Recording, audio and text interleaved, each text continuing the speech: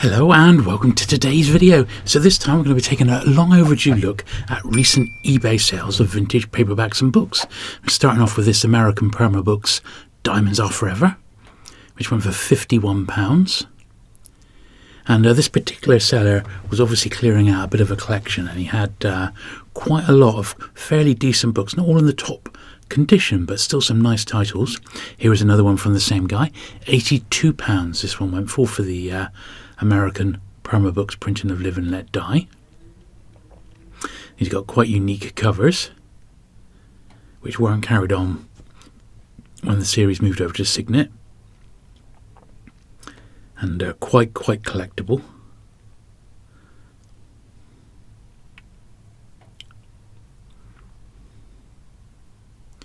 Here's another pair. I wasn't quite sure why these are gone for so much money. I just assume they are super rare.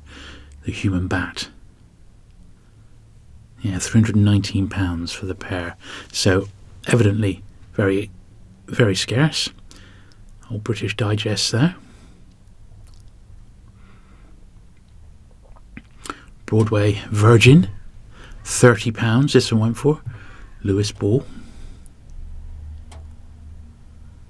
American title, that one. Probably for the High Heels cover.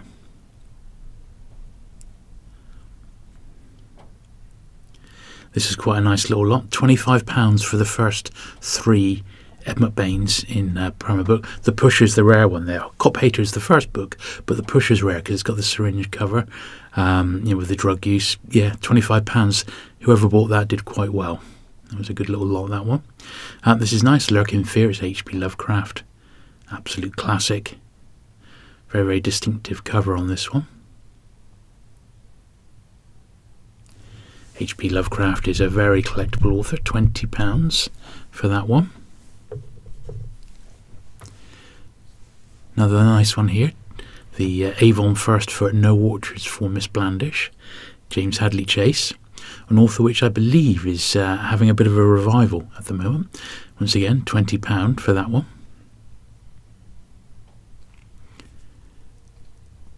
It's a nice one. Backward Shack. A bit of a classic, £20 again. These aren't in tip-top condition, I have to say, because these are basically American books in the UK, so these particular ones aren't perfect. Girl of the Slums, touch under £20 again. That one's actually not too bad. Pretty scarce. It doesn't even appear to even have a spine. It's more like stapled. So quite scarce. This is a bargain, really. This is, I believe, the first paperback edition of Mystery of the Blue Train. It was the John Collins label. I think there's about half a dozen of these ones for £20. The buyer did pretty good on this one. They're slightly odd format and they don't really appeal to me, but if I could see them, if they were in front of me for that sort of money, I probably would pick them up, in all honesty, because that was actually a good price for that.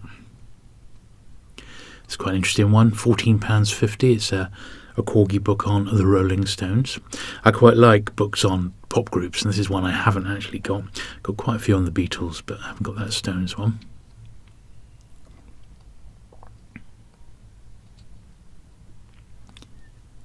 This was just an unusual one. Yeah, Freaks Against Supermen. £10. I didn't think that was too bad with that cover as well. Quite appealing.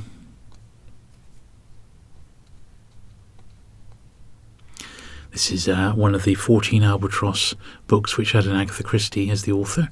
They're all in like the red colours there. This one was not mint. Didn't have a dust wrapper either. £62.10. They're all pretty rare. So that's about right for one without a wrapper.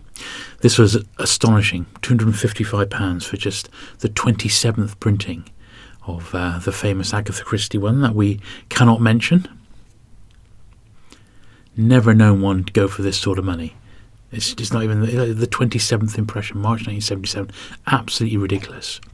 The first of this is about 1970, I think it came out with this particular jacket. £255, 27 bids. Just astonishing, absolutely astonishing. $5.85 or best offer for a copy of the Penguin Biggles. Now, you get one of these turn up on eBay about once a year, and the last one went for $600. It was a slightly better condition than this particular one, and although it's a known collectible to Penguin collectors, obviously the Biggles collectors want it as well, because it's a Biggles first edition by W.E. Johns. So $5.85 or best offer, you can only assume the seller let it go for at least $500, if not more. Quite a rarity, that one.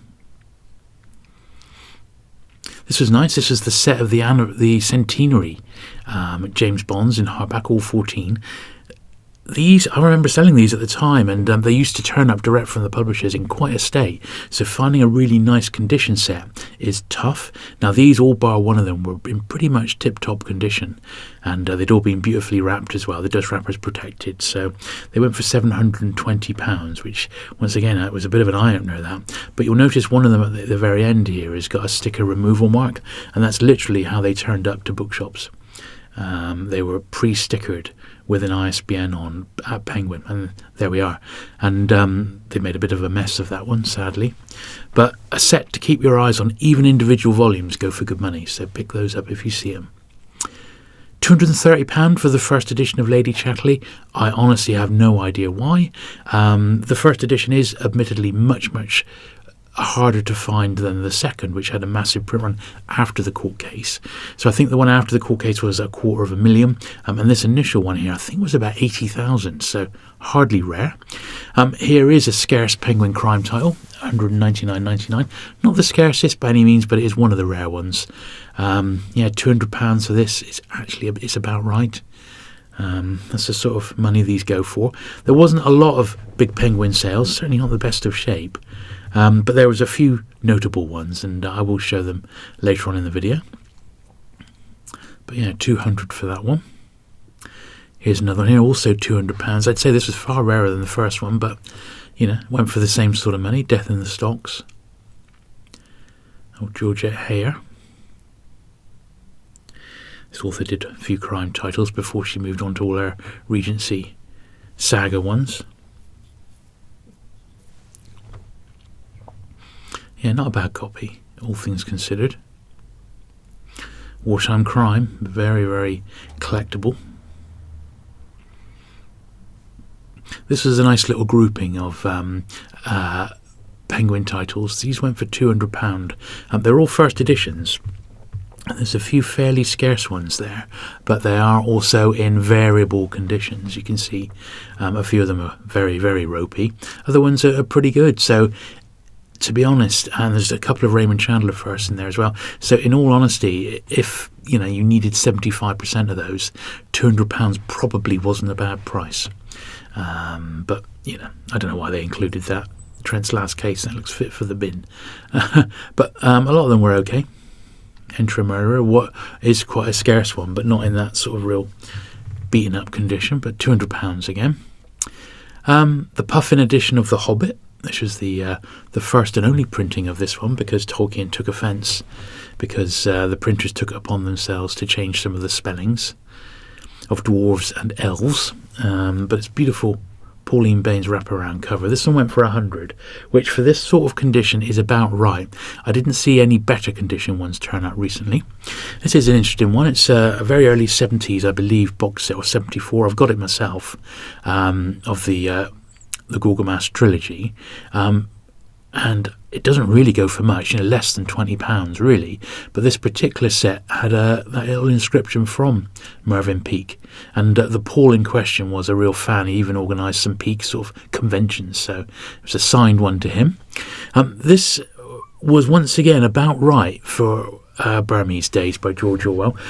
This is the complete text, of course. It's the first Orwell published by Penguin, and it is in exceptionally good condition, much better than you usually see this one. So this one down and out in Paris and London, I reckon, are £60 a pop each.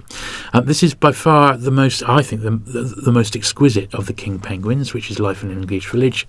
It's by Edward Baldwin, great designer, beautiful King Penguin. Never came with a dust wrapper.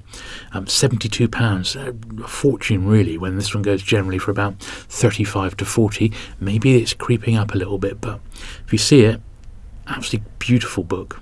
Beautiful book. This was a surprise, £55. This is published as part of the main series in Penguin, and it came out in the mid-1960s. It's large format, so it's not a normal-sized paperback, although it is soft covers, and I guess copies must be quite tough to find in high grade, but you can see exactly what it's like. It's a great photographic record, and looks at lots of black issues in America at the time. Influential, and there's a very similar one on Vietnam, but it's a bit more common, I believe, than that one.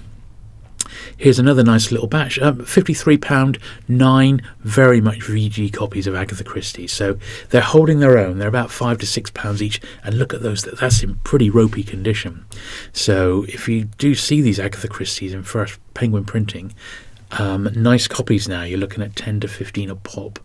And they've really gone up of late, and even tatty ones there, as you can see, still a £5 a piece.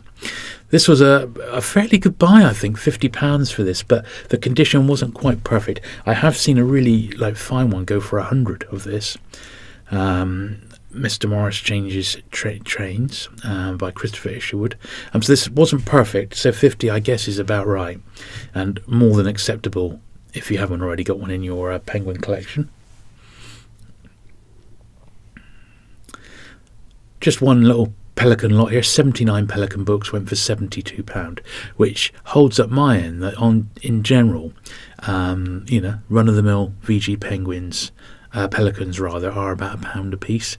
I am very loath to pay more than about £2.50, £3 for a Pelican that I haven't got, or an upgrade, just simply because there's no real demand for them. I am down to about 8 now, so I've almost licked the set of the first 600 anyway. But yeah, I don't like to pay too much for the Pelicans because they're cheap and cheerful. This is quite nice. The one I actually haven't got, this Puffin storybook, Stick of the Dump. £40 this one went for, with writing on the cover as well, threepence on the cover. It's just one I've never come across. I've got others by that author, Clive King, isn't it? I've got his other two that are in early Puffin, but just not this one. So one will turn up, but £40 was a bit rich for me. Yeah, maybe about a tenner, possibly. I pay for that. I have got this one though, 101 Dalmatians. This is the original book that the films have been based on. This is a B format Puffin storybook, which is larger than regular A format. Difficult to tell, but yeah, it's a B format one.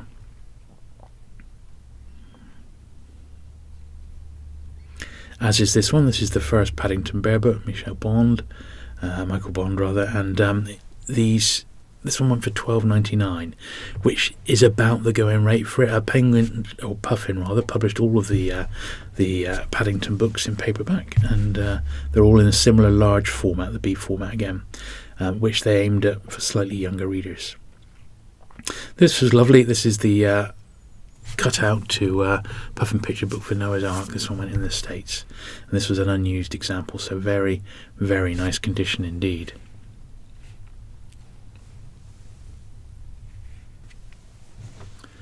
Yeah, you don't see them like that very often. That's certainly not one I've got either. I've got about 40 or 50 Puffin picture books, but none of the really rare ones, sadly. $144.50. We've got a few James Bond books, paperbacks. This is €145. I think it's about £130. This is the Pan Casino Royale first edition. Not perfect by any means, but not too bad. This is unusual. This is the Dr. No Jungle cover, but not the director's edition, so it's got the yellow flash along the bottom. $125 this went for, which I was surprised at. That to me seemed very expensive for that particular printing. But the jungle cover is I think the scarcest of all the Dr. No jackets. This was unusual. This was Erskine Caldwell. It was a signed Pan paperback for Tobacco Road.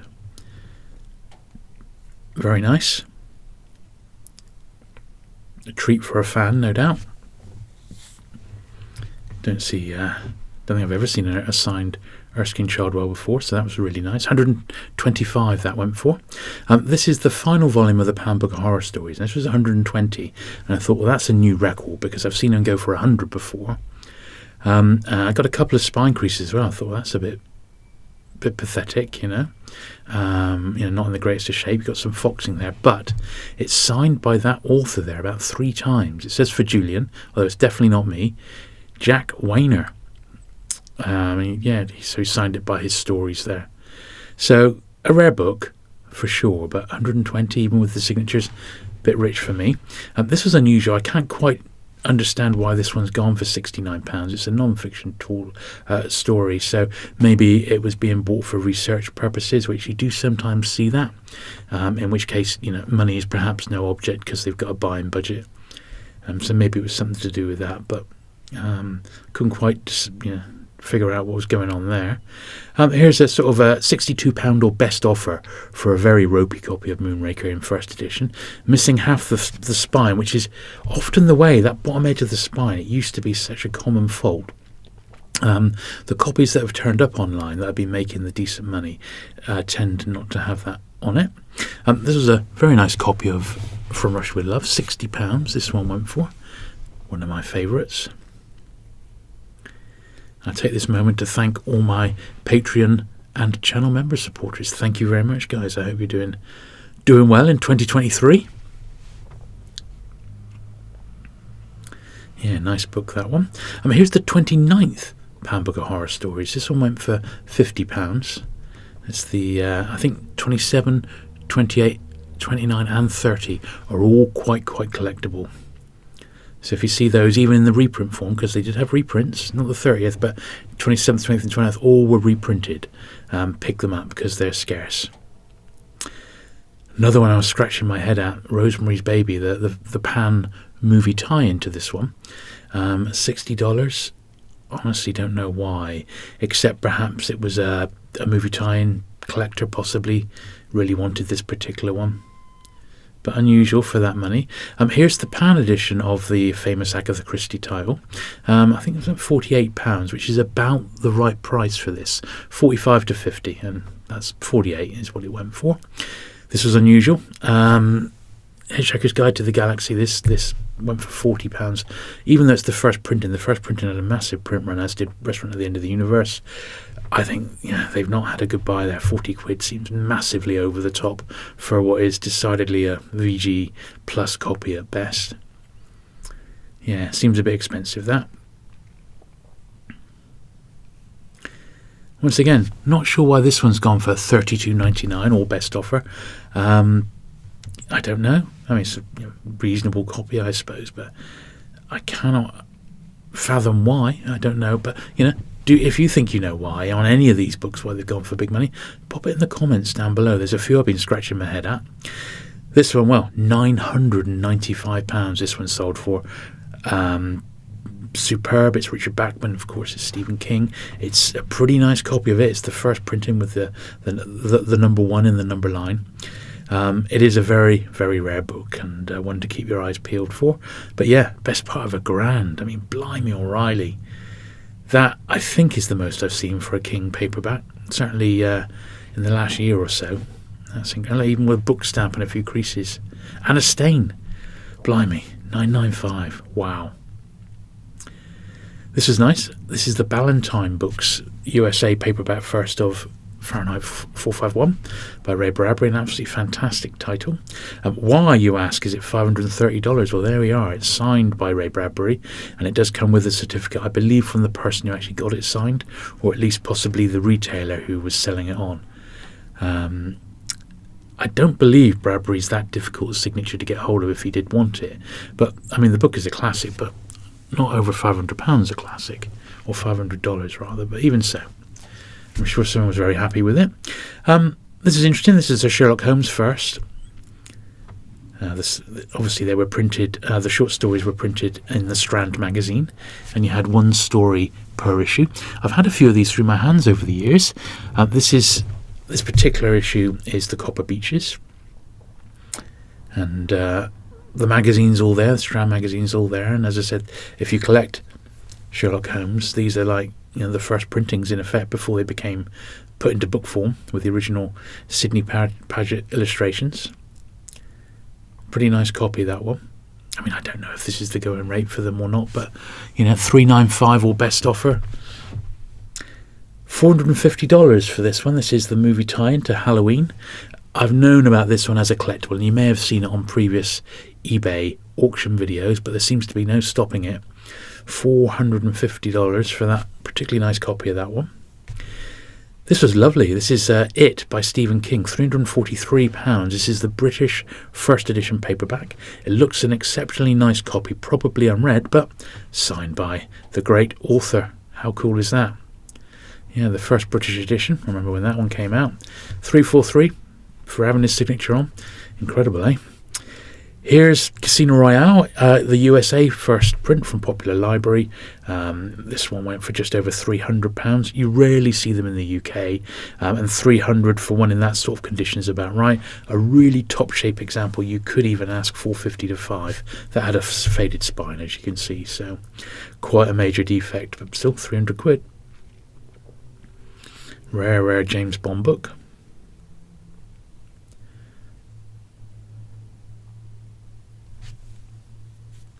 $301, yes.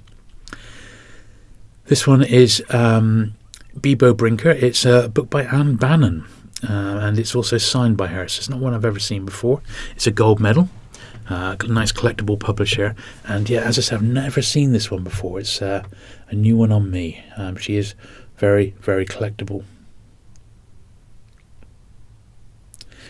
We've seen this as well. This is €250 for a nice unread copy of the Lost Boys movie tie-in. This one's got massive cult status. I mean, it really, really has. I mean, this was just everywhere at the time, of course, and it was a favourite on the second-hand stalls. So I don't know why it's still making such great money, but there we are. That's a consistently good seller at big money, that particular one.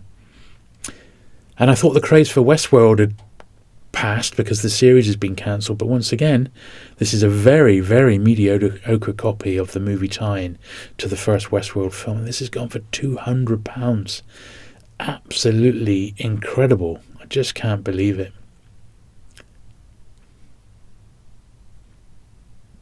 £200. Nuts. This is one I'm not sure about, so over to you, the audience. Yeah, Ghost in the Swing. Don't know much about this. I think it's a little, possibly like a gothic of some sort, but it's not a title or author I'm that familiar with. 1973. Yeah, don't know much about this. Ghost in the Swing. Not the greatest of copies, is it? $225? Why? Tell me why. This one we've seen before, and it's still, although there's not so many copies up at the moment. June Encyclopedia here, $200 this one went for. The British one doesn't go for quite that money, but I didn't find a British one recently, but last time they were tending to go for about 80 to 100. It's got a completely different jacket, more like a purpley jacket on the British one. Both sought after. This was quite nice. This was a little lot of mainly early 60s Mad paperbacks. The earlier ones, the 50s and 60s ones, particularly if it's the British printings, are highly sought after now, and yeah, worth keeping your eyes peeled for. Anything pre-decimal and it's a Mad book, pick them up because they're worth it. These were in nice condition, much better than you usually find them, and to get so many in a job lot, well, they did very, very well there. £155.50. Not bad for that. I know this isn't quite paperback, but with the recent passing of Anne Rice, I did give her a quick squiz over. This was an interesting lot because it was the full set of all the vampire books in hardback, with the exception of the Vampire Lestat, but it did include Interview with the Vampire. These are all the British first editions hardbacks. So quite a nice run. The copy of Interview with the Vampire wasn't exceptional, but it wasn't by far. It's a tough one to find in nice condition, so it wasn't rubbish, but I have seen better out there. But even so, quite a nice. I think that was not a bad lot for £155, you know, personally speaking, if you like a bit of Anne Rice. And I certainly read the first three and they were excellent.